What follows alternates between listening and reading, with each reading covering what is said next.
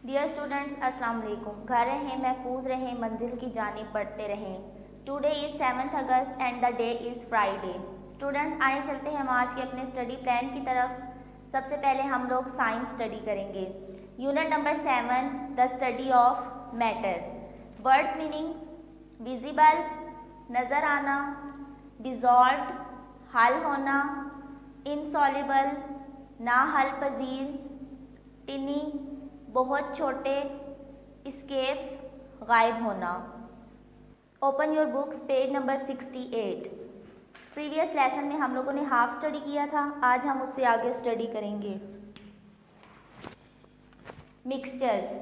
A mixture is something you get when you mix two or more than two substances together. Mixture तब बनता है जब हम दो या दो से ज़्यादा सब्सटेंसेस को मिक्स कर देते हैं एक दूसरे में। They can be solids, liquids और गैसेस। वो सॉलिड्स भी हो सकते हैं, लिक्विड्स भी और गैसेस भी। Solutions: something the solid, liquid और gases which you mix are visible. बाज़ चीज़ें ऐसी होती हैं जिनमें हम सॉलिड, लिक्विड या गैस को मिक्स करें तो वो नज़र आती हैं। हाउएवर, जबकि sometimes the particles of solid are so tiny that they seems to be disappear। जबकि बाज़ औक़ात कुछ पार्टिकल्स इतने छोटे होते हैं सॉलिड के कि वो नज़र नहीं आते। When a substance such as sugar or salt is dissolved in water, जब सब्सटेंस मादे जैसा कि शुगर और सॉल्ट, चीनी और नमक को हम पानी में मिक्स करें, it produces a clear mixture which is called a solution. तो ये क्लियर मिक्सचर बना देता है जिसे हम सोल्यूशन कहते हैं। A solution is made up of a solute and solvent. Solution solute और सॉल्वेंट से मिलकर बनता है। The substance that dissolve is called solute. जो सब्सटेंस हल हो जाता है उसको हम सोल्यूट कहते हैं। The liquid it dissolve in it is called the solvent. और जो लिक्विड उसके अंदर डिजॉल्व होता है उसको सॉल्वेंट कहते हैं। जैसे नीचे डायग्राम देखें, शुगर है, शुगर को वाटर में मिक्स किया, सोल्यूशन बन गया हमारे पास इसका। The separate sugar particles are too small to be seen. अब जो हमारे पास छोटे छोटे जो पार्टिकल्स हैं शुगर के, जब वो इसके अंदर पानी में मिक्स हो जाएंगे तो वो हमें नज़र नहीं आएंगे। Page number 69। Do all solid dissolve in liquid. क्या तमाम सॉलिड लिक्विड में डिजॉल्व हल हो जाते हैं? Some solid dissolve in liquid and some do not. कुछ लिक्विड में हल हो जाते हैं और कुछ नहीं होते। If a substance does not dissolve in another substance, अगर एक सब्सटेंस दूसरे सब्सटेंस में हल नहीं होता, इट इज़ कॉल्ड इनसॉल्युबल, तो हम उसे इनसॉल्युबल कहेंगे, मतलब ना हल पजीर। Sand is insoluble in water. रेत पानी में हल ना हल पजीर है क्योंकि रेत पानी में कभी हल नहीं हो सकती। Discuss and answer. अब आपकी एक्टिविटी है ये। Can you think of some more example of substances which are soluble in water. कुछ और सब्सटेंसेज की आप लोगों ने एग्जाम्पल्स देनी है यहाँ पे जो पानी में हल हो जाते हैं। Which substances are insoluble in water. कौन से सब्सटेंसेज मादे हैं जो पानी में हल नहीं हो सकते। Make a list. आपने उनकी लिस्ट बनानी है। If you can test some of them. अगर आपने लिस्ट बना ली है तो उनमें से कुछ को टेस्ट करना है, ये आपकी एक्टिविटी है। Does gas dissolve in liquid. क्या गैस लिक्विड में हल हो सकती है? सम गैसेज डिजॉल्व इन वाटर। कुछ गैसें पानी में हल हो जाती हैं। Living thing which live in water. जानदार चीज़ें जो पानी में रहती हैं, लाइक फिश, जैसा कि मछलियाँ, are able to breathe in water. वो पानी में सांस लेने के काबिल हैं। बिकॉज, क्योंकि oxygen gas dissolve in water, क्योंकि पानी में ऑक्सीजन गैस हल हुई भी होती है। The gas in Fiji drinks is called carbon dioxide. जो फिजी ड्रिंक्स में गैस होती है उसे कार्बन डाइऑक्साइड कहते हैं। इट स्टेज इन बोतल ओनली अंडर प्रेशर। ये बोतल में सिर्फ एक प्रेशर दबाव के तहत रहती है। When the top is taken of, जब के ढकना उतार देते हैं, the pressure is released and the gas escapes. तो दबाव खारिज हो जाता है और गैस एस्केप गायब हो जाती है। नेक्स्ट अगेन आपकी एक और एक्टिविटी है, discuss and answer. Look at this picture of a fish. Fish की इस पिक्चर को देखें। How do we know that there are gases in fresh water this fish is living. कैसे हमें ये पता चलेगा कि इस पानी में कोई गैस है जिसमें ये मछली रहती है। How would you separate a mixture of floor and rice into a separate piles. आप कैसे राइस, चावल और आटे का मिक्सचर जो है वो अलग करेंगे। इफ़ यू कैन, अगर आप कर सकते हैं, टेस्ट योर आइडियाज़, अपने आइडियाज़ को टेस्ट करें। वट हैपन्स, क्या होता है। आर देयर एनी प्रॉब्लम्स, क्या यहाँ पे कुछ प्रॉब्लम्स होती हैं। इफ़ सो, अगर होती हैं, how could you overcome them, तो आप उन्हें कैसे ख़त्म करेंगे। डियर स्टूडेंट्स, ये था आपका लेसन। आप लोगों ने इसी तरह से इसको रीड करना है और उसको अच्छी तरह से स्टडी करना है और अपनी एक्टिविटीज़ भी सॉल्व करनी है। आज का लेसन हमारा यहीं तक ख़त्म होता है। स्टूडेंट्स, आए चलते हैं हम अपने नेक्स्ट सब्जेक्ट इंग्लिश पी की तरफ। आज हम लोग यूज ऑफ डू, डिड और डज पढ़ेंगे। यूज ऑफ जो हमारे पास डू है वो प्लूरल के साथ और आई के साथ होता है। उसके बाद जो हमारे पास डिड है, जो सेंटेंस हमारे पास पास्ट में होते हैं उनके साथ डिड यूज होगा। और जो हमारे पास डज है वो हमारे पास सिंगुलर के साथ यूज होगा। जैसे फर्स्ट सेंटेंस है हमारा, क्या तुम फिक्र करते हो, डू यू वरी। अब क्या हमारे पास स्टार्ट में आ गया है तो हम डू को भी स्टार्ट में ले आएंगे और इसके आगे क्वेश्चन मार्क आ जाएगा। नेक्स्ट है तुम फिक्र ना करो, you do not worry. You के साथ है वो हमारे पास डू आएगा क्योंकि ये प्लूरल्स में आता है। नेक्स्ट, वो नहीं खेलता है, he does not play. Singular के साथ हमारे पास डज आता है। नेक्स्ट, क्या वो किताबें पढ़ता है। अब वो सिंगुलर है तो हमारे पास डज आएगा। क्या स्टार्ट में है तो इसलिए हम डज को भी शुरू में ले आएंगे और एंड पे क्वेश्चन मार्क लगाना मस्ट है। क्या वो किताबें पढ़ता है, does he read books. Next sentence है, क्या वो आज आया। ये हमारे पास पास्ट का सेंटेंस है, जो बात पास्ट में हो जाती है उसके साथ हम लोग डिड यूज करते हैं। जैसे क्या वो आज आया, हमने खाया, हमने पिया, ये तमाम सेंटेंस पास्ट के हैं, इनके साथ डिड आएगा। अब इसकी ट्रांसलेट करते हैं। क्या वो आज आया, did he come today. Next चलते हैं हम अपने यूज ऑफ वेयर और वर्ड की तरफ। वेयर जब कहाँ का यूज होगा तो हम लोग वहाँ वर्ड लगाएंगे, वेयर लगाएंगे, और जब जहाँ पे क्या आएगा वहाँ वर्ड आएगा। जैसे आप कहाँ रहते हैं, ये हमारे डेली लाइफ में यूज होने वाले कॉमन सेंटेंसेस हैं। आप कहाँ रहते हैं, वेयर डू यू लिव। कहाँ के साथ वेयर लगाया। आपका नाम क्या है, what is your name. Number 3, आपका स्कूल कहाँ है, where is your school. Number 4, आप क्या खेलना पसंद करते हैं, what do you like to play. Students, ये थे हमारे यूजेस। आप लोगों ने इनको अपनी कॉपी पे करना है और इनको अच्छे से समझना है और याद भी करना है। स्टूडेंट्स, आए चलते हैं हम अपने नेक्स्ट सब्जेक्ट स्टडी की तरफ। बोर्ड पे आपको जैसा कि नज़र आ रहा है एक चार्ट बना हुआ है। ये हमारे पास सेंसिस को शो कर रहा है। Population, age group, percentage. Population में चिल्ड्रन, सेंसिस के अकॉर्डिंग जो हमारे पास चिल्ड्रन बच्चे हैं वो 0 से 14 एज के हैं और जो उनकी परसेंटेज है वो 36.7% है। मतलब 36.7% बच्चे हैं।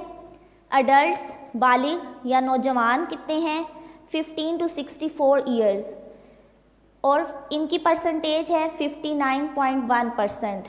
अडल्ट्स की हमारे पास परसेंटेज 59 है। उसके बाद सीनियर सिटीजन्स जो हमारे पास बड़े शहरी हैं, 64 ईयर्स एंड अवर, 64 ईयर्स और उससे बड़े, उनकी परसेंटेज 4.2% है। आए चलते हैं हम अब रीडिंग की तरफ।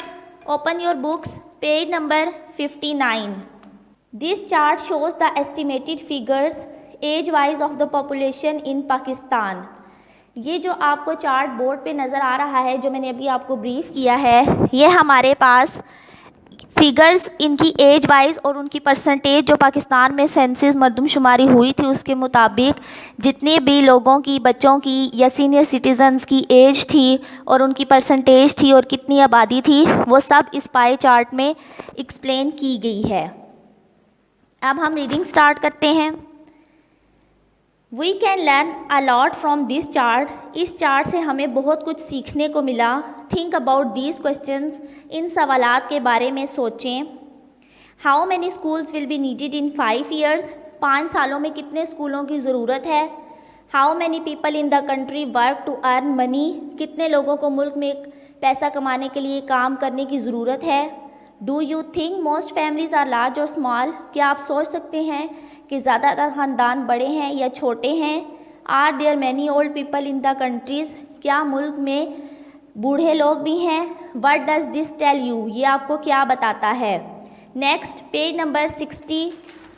When a country is populated with very large number and does not have the resources to support a satisfactory quality of life, जब किसी मुल्क की आबादी बहुत ज़्यादा होती है और उसके पास इतने ज़राए नहीं होते कि वो हमारे पास एक सेटिस्फैक्ट्री मुतमिन ज़िंदगी की तमाम सहूलियात फराम कर सके, वही से इट इज़ अवर पॉपुलेटेड, तो हम ये कह सकते हैं कि ये गुंजान आबाद है, अवर पॉपुलेटेड है, बहुत ज़्यादा आबादी है इस मुल्क में. Our population leads to major problems. Our population आबादी के बढ़ने से कुछ मसाइल पैदा होते हैं, सच एज जैसा कि लैक ऑफ जॉब्स, नौकरियों का ना मिलना, एंड अनएम्प्लॉयमेंट, और नौकरियां ना होना, कारोबार ना होना, पोल्यूशन, आलूदगी, and problem with our crowding traffic jams, और ट्रैफिक की वजह से, रश होने की वजह से प्रॉब्लम्स मसाइल हैं, एंड लैक ऑफ रिसोर्सेज, और ज़राए का कम होना या ना होना. Pakistan is our populated. Pakistan our populated है, इसकी आबादी बहुत ज़्यादा है. दिस अफेक्ट्स अस ऑल, और ये हम सब पर असर करता है. A census also tell us how many people live in the cities. मरदमशुमारी से ये भी पता चलता है कि कितने लोग शहरों में रहते हैं, अर्बन पॉपुलेशन, शहरी आबादी, and how many live in the country side, rural population, और कितने कंट्री साइड, देहात की तरफ रहते हैं.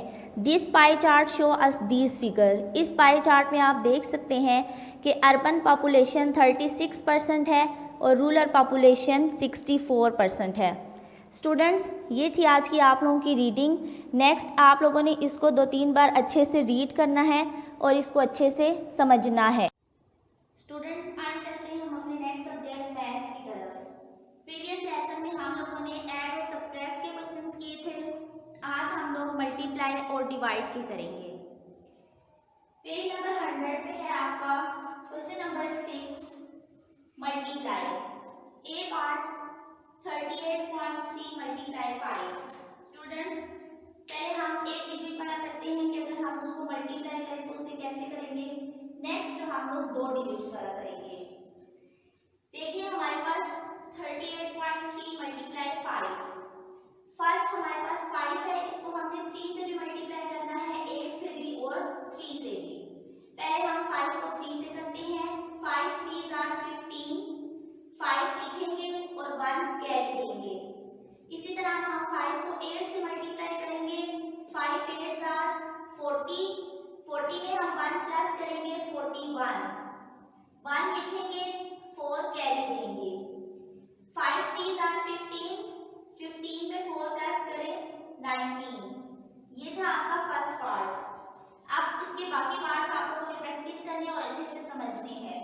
Question number 7, right vertically and solve. Vertically लिखना है पहले इसको और फिर सॉल्व करना है. 15.1 मल्टीप्लाई 13. 15.1 को 13 से मल्टीप्लाई करेंगे. अब देखिए पहले 3 को ऊपर तीनों से करेंगे मल्टीप्लाई और फिर उसके बाद 1 को सबसे करेंगे. 3 1s are 3, 3 5s are 15, 5 लिखा, 1 कैरी दिया. 3 1s are 3, 3 में 1 प्लस करें, 4. जब हमारे पास डिजिट सॉल्व हो जाता है, जब हम दूसरा स्टार्ट करते हैं तो फर्स्ट वाले के नीचे हमारे पास मल्टीप्लाई का साइन आ जाता है. अब 1 को इन सब से करना है. 1 1s are 1, 1 5s are 5, 1 1s are 1. आप देखें पॉइंट आप लोगों ने इसी तरह से नीचे लगाना है, इधर उधर पॉइंट को नहीं करना. अब मल्टीप्लाई में हम लोग इन दोनों को प्लस करते हैं. अब इनको प्लस करेंगे, 3 नीचे आ जाएगा क्योंकि इसके नीचे और कोई डिजिट नहीं है तो ये एज इट इज नीचे आ जाएगा. उसके बाद 5 + 1 6, 4 + 5 9 और 1 नीचे आ जाएगा. नेक्स्ट है क्वेश्चन नंबर 8, डिवाइड. 8 डिवाइड्स 240.8. अब 240.8 जो बड़ी वैल्यू है उसको अंदर रखेंगे और छोटी वाली को बाहर. 8 से हम इन्हें डिवाइड करेंगे. स्टूडेंट्स आप लोगों ने 8 का टेबल पढ़ना है, या तो 24 के करीब करीब जाए या तो इसमें पूरा चला जाए। अब 8 3 24 ये हमारे पास पूरा पूरा सॉल्व हो रहा है। जैसे मल्टीप्लाई में हम लोग यहाँ दो वैल्यूज को प्लस करते हैं, वैसे ही डिवाइड में दो स्टेप्स के बाद माइनस करते हैं। 24 में से 24 माइनस करें तो 0। अब ये 0 बच जाता है, इसे नीचे उतार लें, लेकिन 8 का टेबल 0 में नहीं जाता, तो जो 0 बच जाता है उसे हम ऊपर लगा देते हैं, इसलिए ये 0 यहाँ से ऊपर चला जाएगा। उसके बाद ये 8 रहता है, ये नीचे आ जाएगा। 8 1s are 8, ये सॉल्व हो गया हमारे पास। 8 में से 8 माइनस करें तो हमारे पास 0 आता है। अब देखिए स्टूडेंट्स, इसमें पॉइंट हम लोग कहाँ लगाएंगे? लास्ट से हम देखेंगे जितने डिजिट्स के बाद पॉइंट होगा ऊपर भी हम उतने के बाद लगाएंगे। लास्ट में यहाँ पर 8 डिजिट के बाद पॉइंट है, ऊपर भी आपने 1 के बाद ही पॉइंट लगाना है, और पॉइंट लगाना मस्ट है। Question number 9, right in long division form. इसका बी पार्ट आपको दिया गया है, आपने इसे लॉन्ग डिवीजन की फॉर्म में करना है। स्टूडेंट्स अब देखिए हम इसको कैसे सॉल्व करेंगे। इसको आप लोगों ने लॉन्ग डिवीजन की फॉर्म में करना है। 6 बाहर आएगा 6098.94, इसको आपने डिवाइड करना है। देखें पहले हम लोग 8 डिजिट लेंगे, 6 1s are 6। हम देखेंगे कि टेबल 6 का 6 पे पूरा पूरा जाता है या नहीं।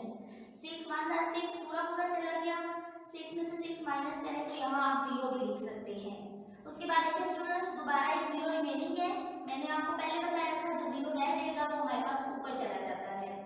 इसमें भी ऐसे ही होगा, ये 0 बच गया है हमारे पास, ये हमारे पास ऊपर चला जाएगा। उसके बाद हम नेक्स्ट डिजिट पे आ जाएंगे जो कि 9 है। 9 को हम नीचे उतार लेंगे। अब हमने 6 का टेबल या तो 9 पे लेकर जाना है पूरा पूरा, या तो इसके करीब करीब पढ़ना है। देखिए 6 1s are 6, 6 2s are 12, इससे बड़ी वैल्यू नहीं होनी चाहिए हमारे पास।